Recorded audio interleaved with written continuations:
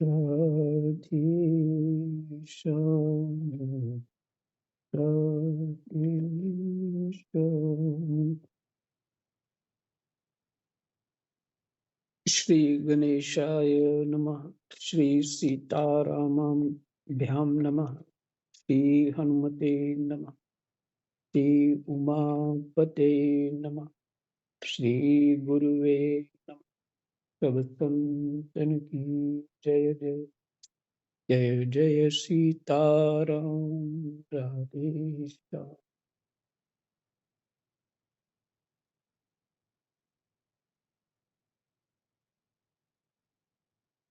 श्री राम जय राम जय राम।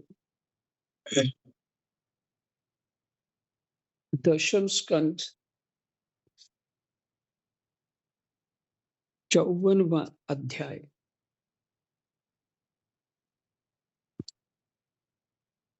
प्रसंग है शिशुपाल के साथी राजाओं की और रुक्मी की हार तथा श्री कृष्ण रुक्मिणी विवाह।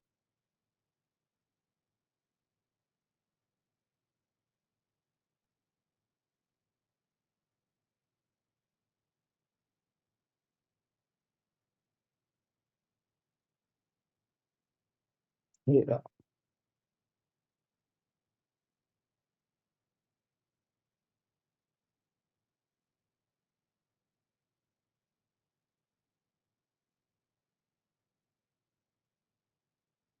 कृष्णाय वासुदेवाय हरे परमात्मनि प्रणतः क्लेशनाशाय गोविन्दाय नमो नमः।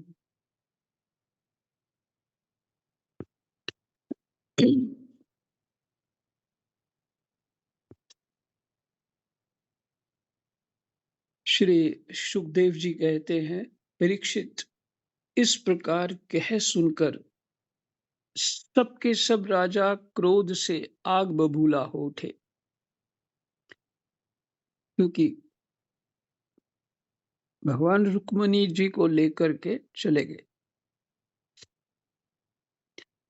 अपनी अपनी अह, आग बबूला हो गए और कवच पहनकर अपने अपने वाहनों पर सवार हो गए। अपनी अपनी सेना के साथ सब धनुष से लेकर भगवान श्री कृष्ण के पीछे दौड़े। राजन, जब यदुवंशियों के सेनापतियों ने देखा कि शत्रु दल हम पर चढ़ा आ रहा है, तब उन्होंने भी अपने अपने धनुष का टंकार किया और घूमकर उनके सामने डट गए। जरासंध की सेना के लोग कोई घोड़े पर, कोई हाथी पर, तो कोई रथ पर चढ़े हुए थे। वे सभी धनुर्वेद के बड़े मर्मज्ञ थे। वे यदुवंशियों पर इस प्रकार बाणों की वर्षा करने लगे, मानो दल के दल बादल पहाड़ों पर मूसलधार पानी बरसा रहे हैं। परम सुंदरी रुक्मणी जी ने देखा कि उनके पति श्री कृष्ण की सेना बाण वर्षा से ढक गई है। तब उन्होंने लज्जा के साथ भयभीत नेत्रों से भगवान श्री कृष्ण के मुख की ओर देखा। भगवान ने हंसकर कहा, सुंदरी, डरो मत। तुम्हारी सेना अभी तुम्हारे शत्रुओं की सेना को नष्ट किए डालती है। तुम्हारी सेना माने रुक्मिणी जी की सेना कौन है? भगवान की सेना। अभी तुम्हारे शत्रुओं की सेना को नष्ट किए डालती है। इधर गद और संकर्षण आदि यदुवंशी वीर अपने शत्रुओं का पराक्रम और अधिक ना सह सके।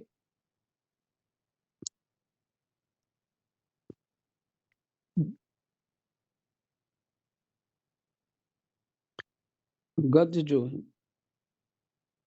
और संकर्षण मैंने बलराम जी,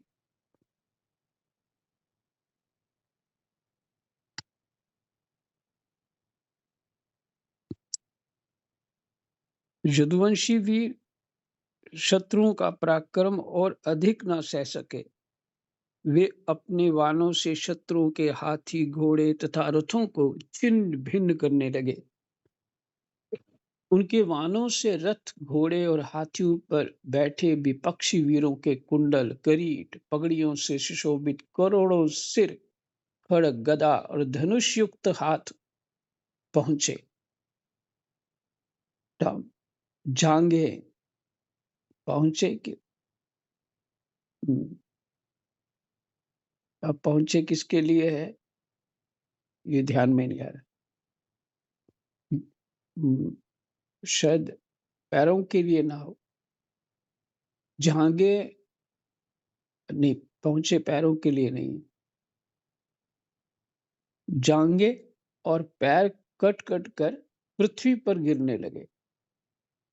इसी प्रकार घोड़े खच्चर हाथी ऊंट गधे और मनुष्यों के सिर भी कट कट कर रणभूमि में लौटने लगे। अंत में विजय की सच्ची आकांक्षा वाले यदुवंशियों ने शत्रुओं की सेना तहस नहस कर डाली। जरासंध आदि सभी राजा युद्ध से पीठ दिखाकर भाग खड़े हुए।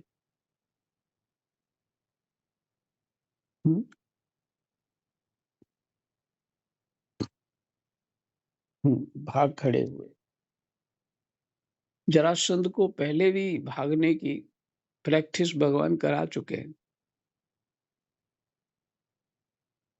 उधर शिशुपाल अपनी भावी पत्नी के छिन जाने के कारण मरणासन सा हो रहा था। ना तो उसके हृदय में उत्साह रह गया था और ना तो शरीर पर कांति। उसका मुंह सूख रहा था।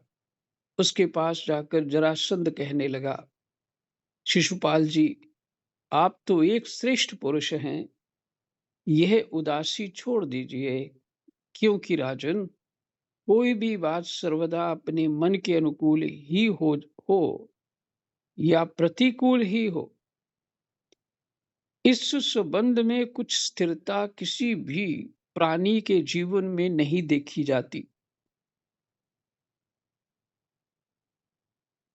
कोई भी बात सर्वदा अपने मन के अनुकूल ही हो या प्रतिकूल ही हो, इस संबंध में कुछ स्थिरता किसी भी प्राणी के जीवन में नहीं देखी जाती। जैसे कठपुतली बाजीगर की इच्छा के अनुसार नाचती है, वैसे ही यह जीव भी भगवत इच्छा के अधीन रहकर सुख और दुख के संबंध में यथाशक्ति चेष्टा करता है।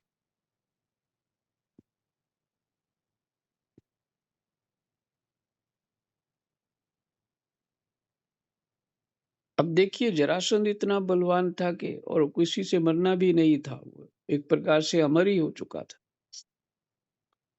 उसके मरने का रहस्य सब नहीं जानते थे। वो तो भगवान जी ने बताया भीम को, इसको फाड़ करके इधर उधर फेंक दो तो बस हो गया, फिर ये नहीं, दोबारा जुड़ेगा नहीं। नहीं तो जितनी बार उसको चीर देते वो फिर जुड़ जाता था। तो ऐसा जो जरासंध था वो समझाने लग गया शिशुपाल को, आप तो एक श्रेष्ठ पुरुष हैं, यह उदासी छोड़ दीजिए, क्योंकि राजन कोई भी बात सर्वदा अपने मन के अनुकूल ही हो या प्रतिकूल ही हो, इस संबंध में कुछ स्थिरता किसी प्राणी के जीवन में नहीं देखी जाती।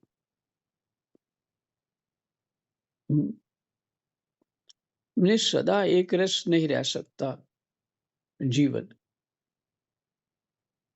जैसे कठपुतली बाजीगर की इच्छा के अनुसार नाचती है, वैसे ही ये जीव भी भगवत इच्छा के अधीन रहकर सुख और दुख के संबंध में यथाशक्ति चेष्टा करता रहता है।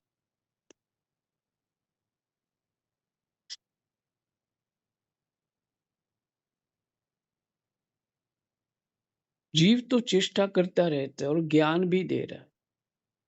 इतना ज्ञान तो सबको होता है। सांत्वन सांत्वना सांत्वना सबको देते हैं। सभी प्राणी एक दूसरे को देते हैं। जब व्यक्ति उस चीज में फंस जाता है, तब अपने आप को सांत्वना नहीं दे सकता।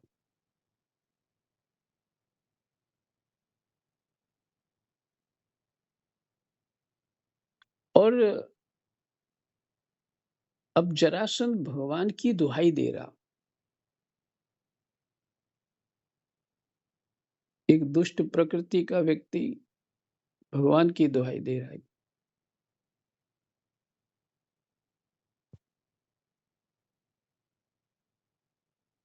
फिर आगे क्या कहता है? देखिए, श्री कृष्ण ने मुझे 23 अक्षोनी सेनाओं के साथ 17 बार हरा दिया। मैंने केवल एक बार 18वीं बार उन पर विजय प्राप्त की। हम्म? फिर भी इस बात को लेकर मैं ना तो कभी शोक करता हूं और ना तो कभी हर्ष, क्योंकि मैं जानता हूं कि प्रारब्ध के अनुसार काल भगवान ही इस चराचर जगत को झकझोरते रहते हैं।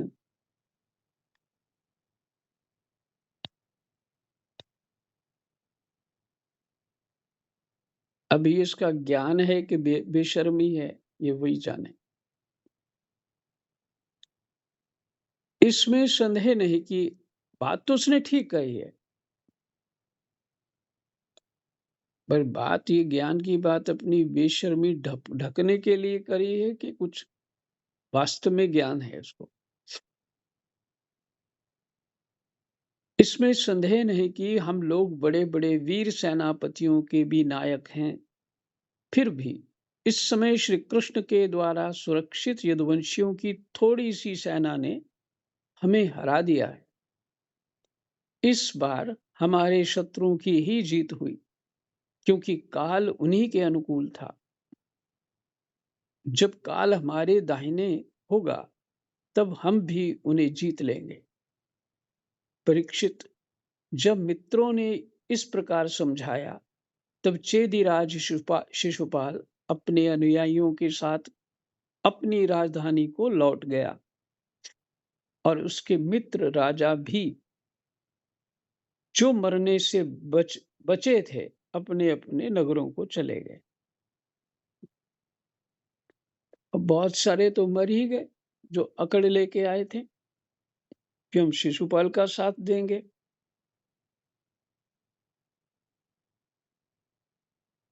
और उनको मृत्यु ने ही ग्रस लिया। और ये भी तो अधमरे हो गए, क्योंकि जो अपना बल लेके आए थे, वो सारा बल तोड़ दिया भगवान ने। अब हार के घर वहां सोचते रहो घर जाके कि क्या दुर्दशा हुई है, मरने से भी ज्यादा बुरा है।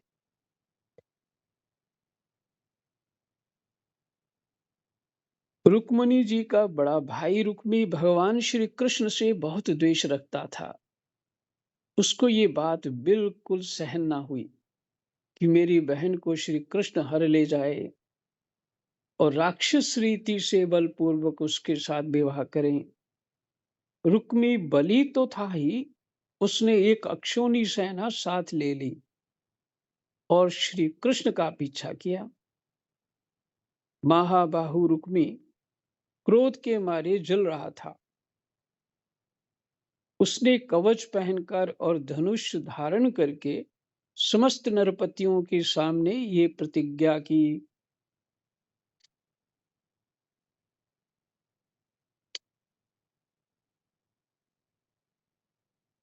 मैं आप लोगों के बीच में ये शपथ करता हूँ कि यदि मैं युद्ध में श्री कृष्ण को ना मार सका और अपनी बहन रुक्मिणी को ना लौटा सका, तो अपनी राजधानी कुंडिनपुर में प्रवेश नहीं करूंगा।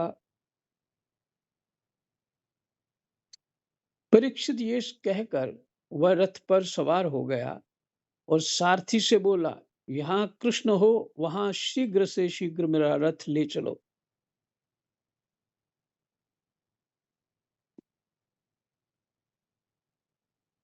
आज मेरा उसी के साथ युद्ध होगा।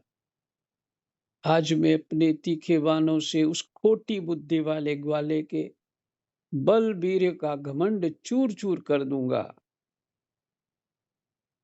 देखो तो उसका साहस, वह हमारी बहन को बलपूर्वक हर ले गया। परीक्षित, रुक्मी की बुद्धि बिगड़ गई थी। वह भगवान के तेज प्रभाव को बिल्कुल नहीं जानता था।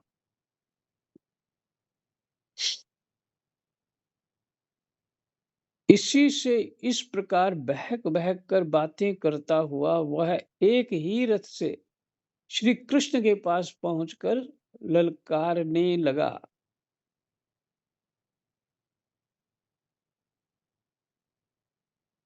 खड़ा रह, खड़ा रह। उसने अपने धनुष को बलपूर्वक खींचकर भगवान श्री कृष्ण को 3 बाण मारे और कहा, एक क्षण मेरे सामने ठहर।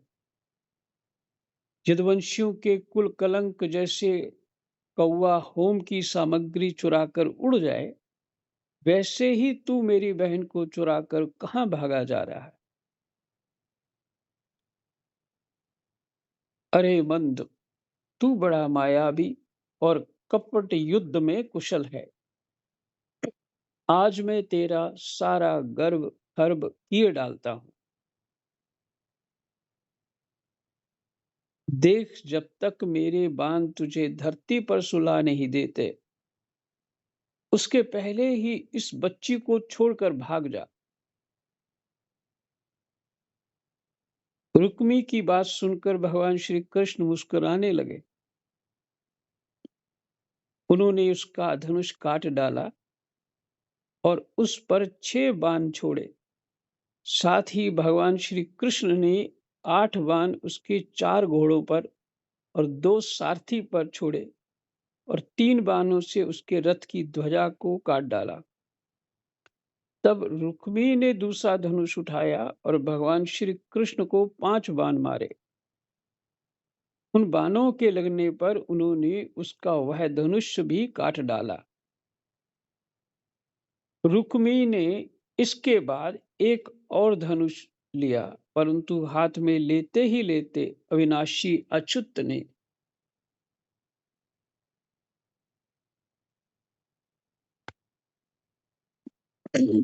उसे भी काट डाला। इस प्रकार रुक्मी ने परिग, पटिश, शूल, ढाल, तलवार, शक्ति और तोमर, जितने अस्त्र शस्त्र उठाए, उन सभी को भगवान ने प्रहार करने के पहले ही काट डाला। अब रुक्मी क्रोधवश हाथ में तलवार लेकर भगवान श्री कृष्ण को मार डालने की इच्छा से रथ से कूद पड़ा और इस प्रकार उनकी ओर झपटा, जैसे पतंगा आग की ओर लपकता है। जब भगवान ने देखा कि रुक्मी मुझ पर चोट करना चाहता है, तब उन्होंने अपने बाणों से उसकी ढाल तलवार को तिल तिल करके काट दिया और उसको मार डालने के लिए हाथ में तीखी तीखी तलवार निकाल ली। जब जब रुक्मणी जी ने देखा कि ये तो हमारे भाई को अब मार ही डालना चाहते हैं, तब वे भय से विह्वल हो गईं और अपने प्रियतम पति भगवान श्री कृष्ण से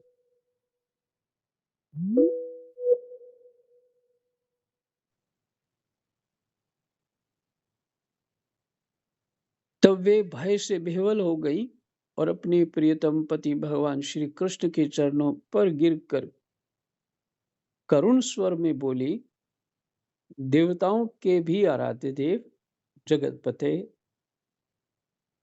आप योगेश्वर हैं। आपके स्वरूप और इच्छाओं को कोई जान नहीं सकता। आप परम बलवान हैं, परंतु कल्याण स्वरूप भी तो हैं।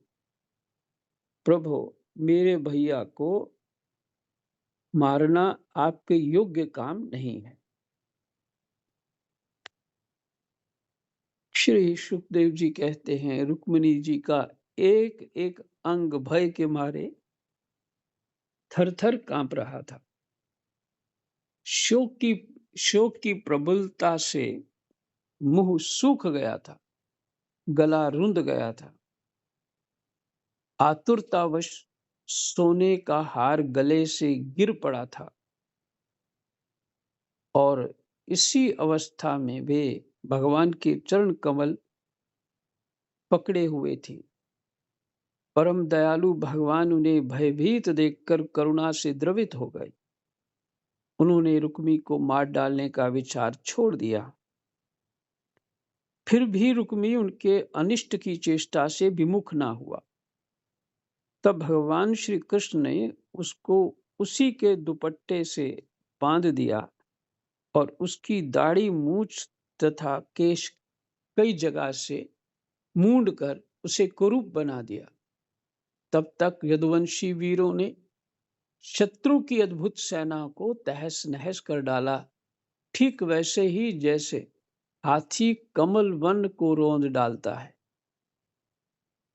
फिर वे लोग उधर से लौटकर श्री कृष्ण के पास आए तो देखा कि रुक्मी दुपट्टे से बंधा हुआ अधमरी अवस्था में पड़ा हुआ है। उसे देखकर सर्वशक्तिमान भगवान बलराम जी को बड़ी दया आई और उन्होंने उसके बंधन खोलकर उसे छोड़ दिया तथा श्री कृष्ण से कहा, कृष्ण, तुमने ये अच्छा नहीं किया। ये निंदित कार्य हम लोगों के योग्य नहीं है। हमने संबंधी की दाढ़ी मूछ मूड़कर उसे कुरूप कर दिया। यह तो एक प्रकार का वध ही है। हाँ, शास्त्रों में वर्णन है, किसी को बेइज्जत करना उसको मारने के समान है।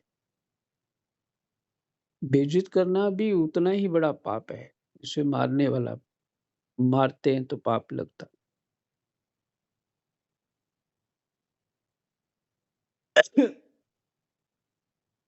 ये महाभारत में प्रसंग है। अर्जुन ने कहा था कि अगर इस ब्राह्मण की संतान को मैं वापस नहीं लाऊंगा, ला पाया तो मैं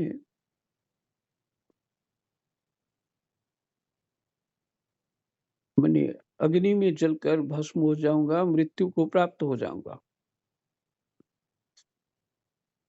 अर्जुन ने जोश में ये प्रतिज्ञा कर ली, पर ब्राह्मण के बालक को भोमा भगवान ले गए थे और इस ब्रह्मांड से परे ले गए थे, किसी दूसरे ब्रह्मांड में। वहां के भगवान का नाम था भोमा भगवान। तो अब कृष्ण जो है, हाँ, अर्जुन प्रतिज्ञा जो पूरी नहीं कर पाए तो उन्होंने चिता बनाई और उसमें बैठना चाहा।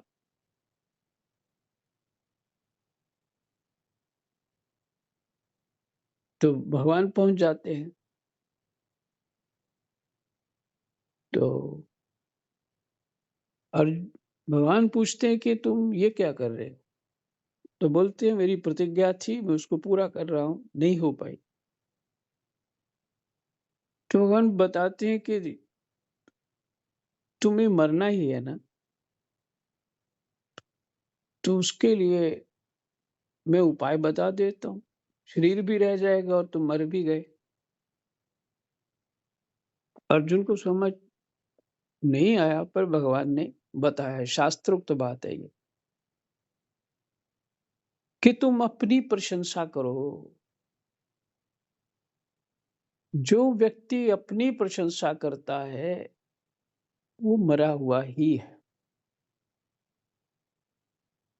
मैंने ये किया, मैंने वो किया, मैंने ऐसा काम किया, मैंने वैसा काम किया। अपने आप को अच्छा साबित करने में लगा ही रहा हर जगह कि तुम मरा हुआ है। तो अर्जुन को ने फिर वो वही किया जो भगवान ने कहा और कह लिया अब प्रतिज्ञा तुम्हारी पूरी हो गई, चलो मेरे साथ अब। तो वहां चिता से उठा के ले गए भगवान। इसी तरह जो सम्मानित व्यक्ति को वहां का राजकुमार था, रुक्मिणी जी का भाई रुक्मी वहां का राजकुमार था, सम्मानित था और राजाओं में भी सम्मानित था। जब उसकी ऐसी दुर्दशा कर दी तो उसके लिए मृत्यु किसे बढ़कर ही है। इसलिए बलराम जी बोले, पर भगवान की लीला है ना, उसको कौन समझ पाएगा। भगवान ने तो उस रुक्मी का तो मुझे जो समझ में आ रहा है, रुक्मी का तो कल्याण ही कर दिया। तो कैसे? अब इस जलन के मारे वो कृष्ण का ही चिंतन करेगा, कृष्ण का ही चिंतन करेगा। मुझे कब मौका मिले मैं अपना बदला पूरा करूं, और भगवान का ही चिंतन होगा, इसी से उसका कल्याण हो जाएगा।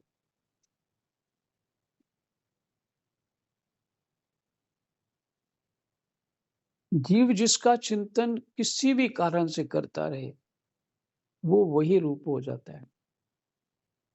चाहे वो संसार को परखते परखते संसार को एक हम्म, अच्छा ना मानने का जो उसने निर्णय कर लिया होता है कि संसार अच्छा नहीं है, बस वो भी बुरा हो ही जाता है।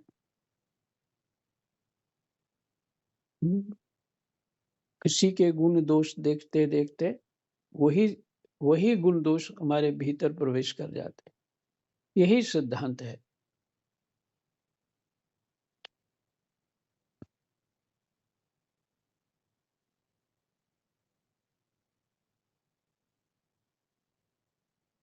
तो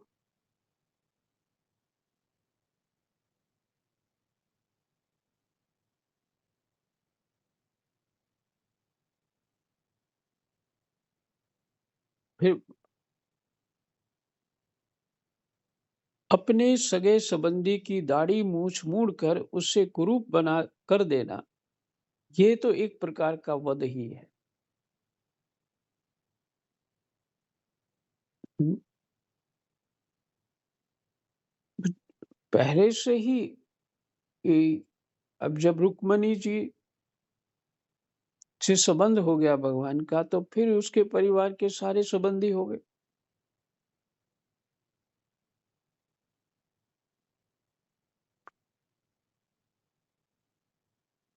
इसके बाद बलराम जी ने रुक्मणी जी को संबोधन करके कहा, साध्वी तुम्हारे भाई का रूप विकृत कर दिया गया है, ये सोचकर हम लोगों से बुरा ना मानना,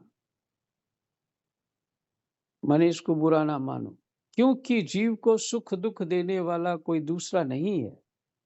उसे तो अपने ही कर्म का फल भोगना पड़ता है। तात्पर्य कि उसने जैसा वो कर रहा था, वो भी तो मेरे को ही मार रहा था। मैंने जो किया उतना बुरा नहीं किया जितना वो करना चाह रहा था।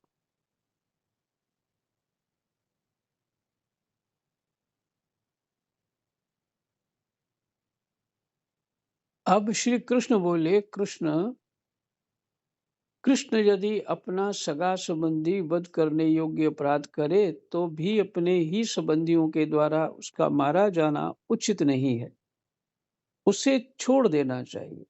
वह तो अपने अपराध से ही मर चुका है, मरे हुए को फिर क्या मारना।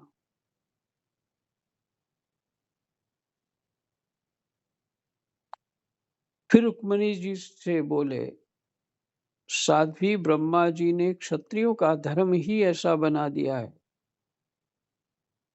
कि सगा भाई भी अपने भाई को मार डालता है। इसलिए ये छात्र धर्म अत्यंत घोर है। इसके बाद श्री कृष्ण बोले, कृष्ण से बोले, भाई कृष्ण, यह ठीक है कि जो लोग धन के नशे में अंधे हो रहे हैं और अभिमानी हैं, वे राज्य, पृथ्वी, पैसा, स्त्री, मान, तेज अथवा किसी और कारण से अपने बंधुओं का भी तिरस्कार कर दिया करते हैं। फिर से इसके बाद श्री कृष्ण बोले, भाई कृष्ण, नहीं, इसके बाद श्री कृष्ण से बोले, बलराम बोले, भाई कृष्ण, ये ठीक है कि जो लोग धन के नशे में अंधे हो रहे हैं और अभिमानी हैं, वे राज्य, पृथ्वी, पैसा, स्त्री, मान, तेज अथवा किसी और कारण से अपने बंधुओं का भी तिरस्कार कर दिया करते हैं। अब वे रुक्मिणी जी से बोले, साध्वी, तुम्हारे भाई बंधु समस्त प्राणियों के प्रति दुर्भाव रखते हैं। हमने उनके मंगल के लिए ही उनके प्रति दंड विधान किया है। उसे तुम अज्ञानियों की भांति अमंगल मान रही हो। यह तुम्हारी बुद्धि की विषमता है। देवी, जो लोग भगवान की माया से मोहित होकर देह को ही आत्मा मान बैठते हैं, उन्हीं को ऐसा आत्ममोह होता है कि ये मित्र है, यह शत्रु है और ये उदासीन है। समस्त देहधारियों की आत्मा एक ही है और कार्य कारण से माया से उसका कोई संबंध नहीं है। उस देह से कोई संबंध नहीं है। जल और घड़ा आदि उपाधियों के भेद से जैसे सूर्य, चंद्रमा आदि प्रकाश युक्त पदार्थ और आकाश भिन्न भिन्न मालूम पड़ते हैं, वैसे हैं राम राम, परंतु हैं एक ही। वैसे ही मूर्ख लोग शरीर के भेद से आत्मा का भेद मानते हैं। देखिए आगे फिर वही पीछे पाठ हो चुके हैं, उसी के ऊपर वैसा ही बलराम जी ने भी उपदेश दिया। लेकिन इस बात से ये पता लगता है, जब भी कोई कलेश चित्त में आ जाए तो अध्यात्म ज्ञान के बिना वो दूर नहीं होता।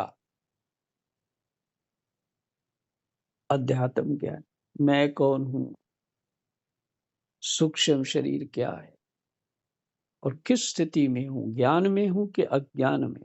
और ये सब भास रहा है ज्ञान के कारण के अज्ञान के कारण। तो इस स्थिति का महत्व कितना हो सकता है, अर्थात कुछ भी नहीं है, स्वप्न जैसा है। तो अध्यात्म, इस तरह के ज्ञान को अध्यात्म ज्ञान कहते हैं। तो अध्यात्म ज्ञान से ही जीव अपने सारे कलेश दूर कर पाता है। हे विश्राम, जय जय सीताराम, राधे श्याम, कृष्णाय वासुदेवाय, हरे परमात्मने, प्रणतः क्लेशनाशाय, गोविंदाय नमो नमः।